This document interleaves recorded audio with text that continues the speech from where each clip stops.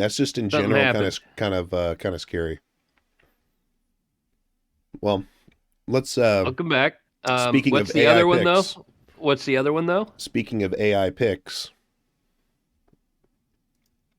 Oh, the other one? Dylan, you here?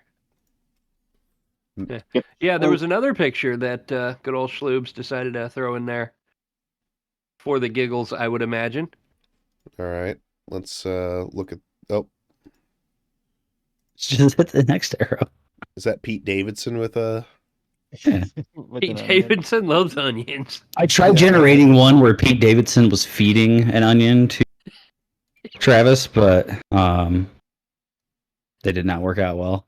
It mostly just Ladies ended, and gentlemen, here's an onion. it mostly ended up being a lot of them ended up being Pete Davidson feeding Pete Davidson in it, which was kind of interesting. But Which would have been better. Yeah, that would have been definitely better.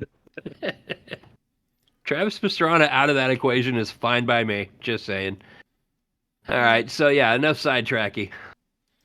Well, do you want to start reading this at the top there, Mike? I I have to sure fix something can. for Dylan here. That works for me. If you're one of the billions of people who have posted pictures of themselves on social media over the past decade, it may be time to rethink that behavior. New AI it's already image been a generation decade. technology allows anyone to save a handful of photos or video frames of you, then train AI to recreate realistic fake photos that show you doing embarrassing or illegal things. Not everyone may be at risk, but everyone should know about it. Photographs have always been subject to falsifications, first in dark rooms with scissors and paste, and then via Adobe Photoshop through pixels. But it took a great deal of skill to pull off convincingly.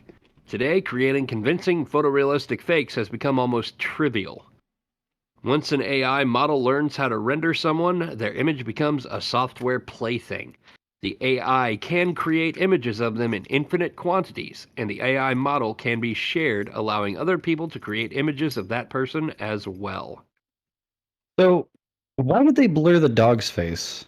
Yeah, I don't know. privacy reasons. Just say it. They're trying to protect its identity. Come on. Like the other one, Yeah. they blurred the guy's face. I get that, but why the dog's face? It does seem just a touch silly.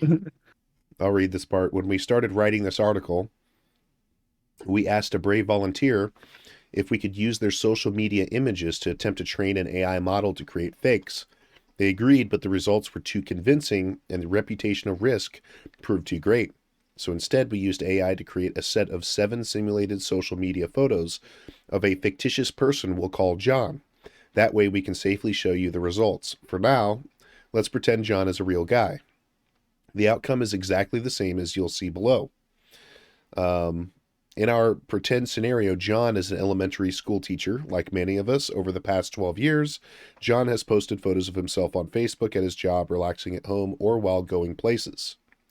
Using nothing Dude but those looks like an 7 elementary school teacher. I'm just saying. using nothing but He those 7 does. images, someone could train So that AI to dude's not even generate real? images. He's not real at all. Completely fictitious. Oh shit. Someone could train AI to generate images that seem or that make it seem like John has a secret life. For example, he might like to take nude selfies in his classroom. At night, John might go to bars What? dressed like a clown. On weekends, he could be a part of an extremist paramilitary group, and maybe he served prison time for an illegal drug charge, but has hidden that from his employer. That is unbelievably specific. And you know what's crazy is even though as funny as that is, so many people these days have gotten their jobs and everything ruined due to how good these deep fakes are, Yeah. and they can't tell whether it's them or not. Right. And I Well, mean, look Well, at his you can- chest we- in that last picture. Yeah, that's we actually lost their jobs over God, it. drawn on. we Yeah. we actually discussed AI tools last week for. By the way, look at the text in the background's all fucked up. For detecting. What does that deepfakes. even say on the top? It's adu. That's very anti-Semitic, Russian. Dylan. Go sit in the corner. Wait, what? I can't tell what that is. Is that an actual language? Kanye It is in her looks chat. like Hebrew script. Kanye suddenly just Wait, what shows was that up. picture? There's Wow, is that his fake wife? Is that his fake wife? A fake man with his fake wife with a very similar facial structure. right. It's They're a sister. probably siblings. What are you doing, step bro? Stop You it, see step bro. You see the dog in the background with his face blurred. Yeah. Oh man. Why'd they have Anyways, to censor the titties? Come on now. we used an AI image generator called Stable Diffusion, and it had a technique called Dream Booth to teach AI how to create images of John in any style. While our John is not real, someone could reproduce similar results within 5 or more images of any person. They could be pulled from a social media account or even taken as still frames from a video. Huh.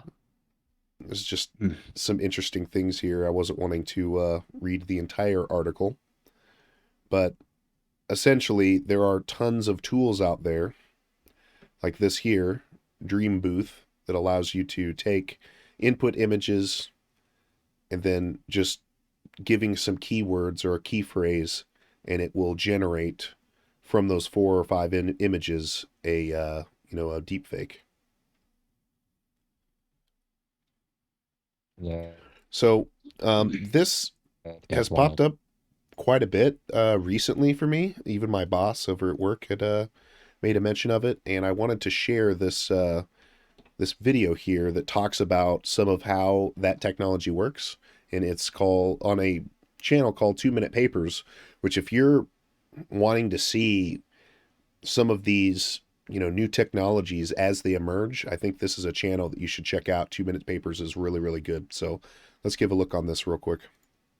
Dear fellow scholars, this is 2 Minute Papers with Dr. Károly Zsolnai Fehér. Today, we are going to use OpenAI's new language model AI to get it to write our homework essays for us, see how well it does that, and get this, we will even ask it to write some computer code for us.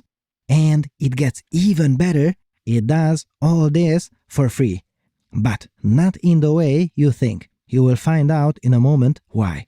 Now, let's see. First, we write, when I was young, I only liked to... And then, let's say I only like to something pee. comes here between, and then we write, and that's how first I got interested in AI research. Now, we ask the AI to fill in the middle part. Let's see what happens together. This, indeed, filled in the middle. It says, when I was young, I only liked to play video games.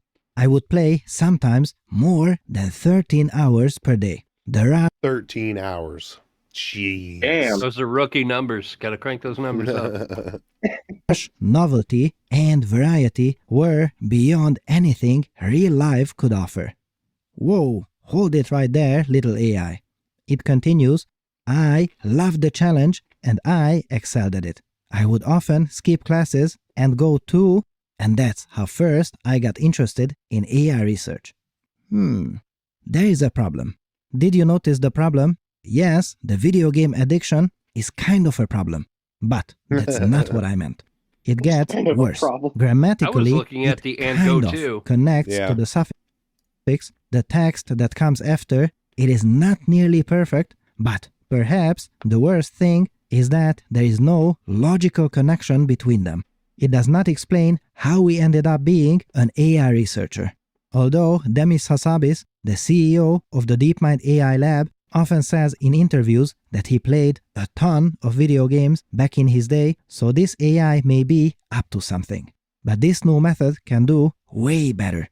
Look, when I was young, I only liked to play video games. Over time, I started thinking if it would be possible to make bots to play better than any human can ever play these games. I eventually decided is that I voice being done by an AI? No, That's what I'm wondering. No, that's that's a person.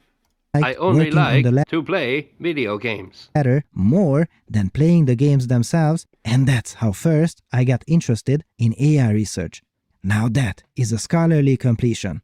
Excellent. Loving it. And it has more absolutely magical capabilities. For instance, here we can start diving into our narrative immediately by talking about Wikipedia, and look, if we give it some space before it, the AI will recognize that telling the audience what Wikipedia is necessary, and it does it. Really cool. And if we feel even lazier, we can write the start of the story, the end of the story, and now off you go, little AI. And you do the hard work. Let's read it. The commercial diver finally thought he'd snagged a big catch when he saw something white. But then he quickly realized it wasn't a fish, he was wrangling an alligator. That is a great story. Bravo. I made sure to look it up. White alligators apparently exist. And it does not That stop was at I was writing going to essays. say, Now, since hold when on were to your alligators papers white? because it can They do also write exist. It can also write It must computer be- code. Maybe it might have been like a mutated like gene or something. I like when it said white alligator, I'm just like, what the hell? Or computer maybe it's code just Caucasian, Dylan. Did you ever think about that? Yeah. Caucasians are because mutants, it remember? can also write computer code for us.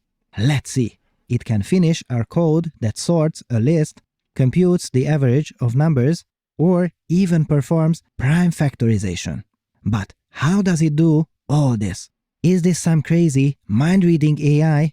Well, not quite. It is very good, but it does not read our thoughts. It reads our comments.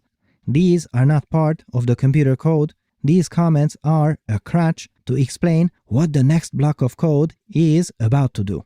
And with that, the AI knows how it can help us out. This feels like magic. Just imagine how much easier this makes a bunch of coding work for us, and what incredible speed up in productivity we can expect from techniques like this.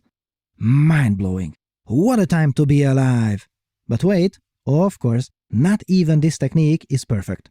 Sometimes it just does not know when to stop. And sometimes it just keeps repeating itself. Alright, we get it, little AI. Thank you. And there is one more feature that I loved when reading this paper. You see, normally you would need to train a separate neural network for this fill-in-the-middle capability. However, the coolest thing here is that it can generate continuous text from left to right, just like the good old GPT-3 AI and other variants. And at the same time, this can also fill in the middle without being explicitly trained to do that. Oh yes, that's right. We get this amazing capability essentially for free. So, what do you think? Does this get your mind going? Let me know in the comments below. So yeah, essentially it's doing this through machine learning, and of That's course, what I was saying. That's what know- I was thinking. It's adapting is what it's doing. it's not really. I mean, I guess it is somewhat adapting to what it learns, but I'm just saying, even you can take the same type of technique, you can do it for images, and you can also, I imagine it probably takes a lot of computation to do so, but you can do it And- for short videos as well. Well, That's kind so of like a a lot of these AIs are typically set up to be pre-trained. So they train the model, which builds an algorithm based on that model. So everything that you kind of like input to this, like sometimes it'll come out like slightly different than like if you give it the same input twice, you may not get the same exact results both times, but it's not necessarily learning from every time you give it input. It's just using a pre-baked algorithm. But they may record that data and then later on you train it further. It's not happening in like real time. Right. Okay. It would like if that was the case, I don't think they would have the ability to provide the service for free just computationally. Sure. You go send Yeah, you I imagine send a request to it, and it's like, hold on, I gotta fire up the data center. Yeah, I would imagine that costs a lot just to Yeah, I was- maintain and run that. Yeah. Yeah, I was watching a YouTube video. Watched this vlog called Two Step Violins, and they're two people, and they do like a lot of classical stuff. Well, they found this AI program that they could take a classical piece, and the AI program will like look at it and pretty much come up with its own unique classical song. But the problem with that is that there's no humanism in that anymore when you're trying to do AI technology, and that's what they're still trying to master, because you can make it as real as you want, but unless you actually have emotion and the humanism to it, it's still going to be AI. I mean, Right. Yeah. they're doing good stuff, but they still got a long ways to go.